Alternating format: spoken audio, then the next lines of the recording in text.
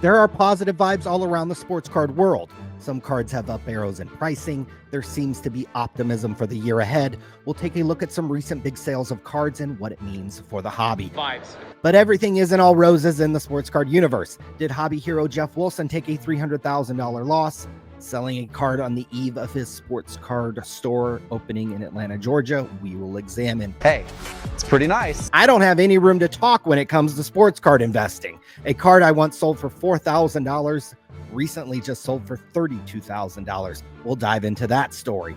Did Hobby Golden Boy Card Collector 2 lie on Instagram? There appears to be visual evidence that he did. And not to totally kill the vibes, but a prominent sports card dealer was caught in an undercover sting where adults are busted for reaching out to minors for... I'm Chris Hansen. No, you're not.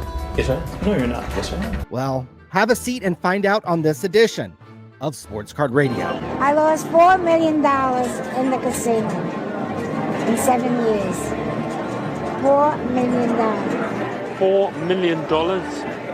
That seems like a lot. That's a lot of money. Yes. But I enjoyed every moment of it. Okay, let's start with the good news. Some impressive sales of sports cards over the last couple days. Let's take a look at a few of them. This 1995 Upper Deck SP Top Prospects autograph of Michael Jeffrey Jordan sold for $104,000 the other night. 6 figures just seems like a huge sum for anybody's autograph.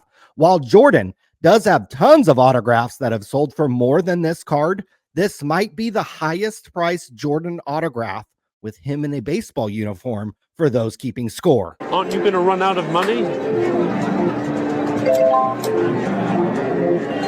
No. How about $113,000 for an Ohtani Babe Ruth dual autograph? Ruth cut signature cards usually sell for around $10,000 to $20,000. Ohtani autographs are expensive. I bought one for around $900 just last week. But for Topps to put both Ruth and Ohtani on one card and for it to sell for 6 figures, well, that's pretty impressive.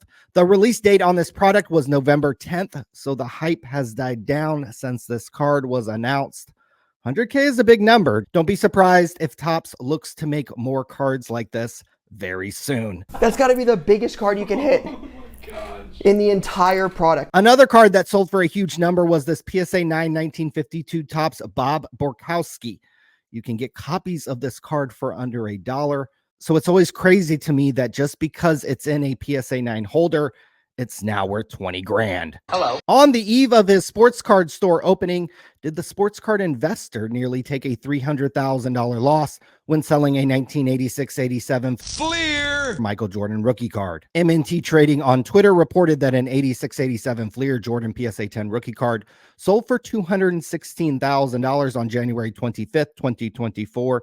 Via PWCC. The last 3 numbers on the label are 405. This exact same card sold for $510,000 at a golden auction in April 2021.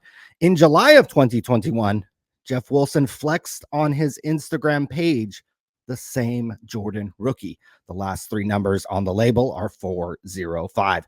Did Geoff take a nearly $300,000 loss on this card, or did he unload it to somebody else along the way?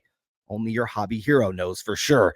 Jordan PSA 10 rookies have taken a beating over the last couple years, down 55% since it's alleged Wilson purchased this card. We can only hope if Wilson did sell the MJ card that he spent the money wiser this time around.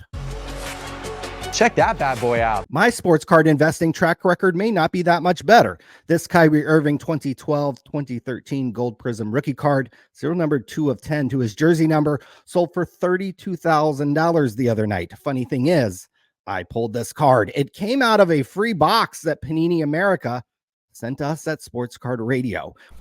We sold the card for around $4,000 ungraded in 2013, which at the time was a record for Gold Prism cards. After I sold the card, it eventually made it into a BGS 9.5 holder. Somewhere along the way, an owner of this card got BGS to look at it again and put it in a black label case. That's an interesting side note about this card. And while $32,000 is a lot of money, in April of 2021, this card sold for $194,000. That's just $190,000 more than we sold it for. You know, you can call me a crybaby. You can say, oh, This will always be a card with an interesting story. Did Panini send us a loaded box and knew something good was inside? After it was pulled, the card went from a BGS 9.5 to a black label. Sports card grading is anything but consistent. And in 10 years, this card swung from $4,000 to $194,000 in value,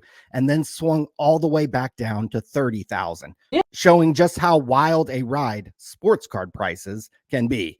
I do not do much baseball. Oh my gosh.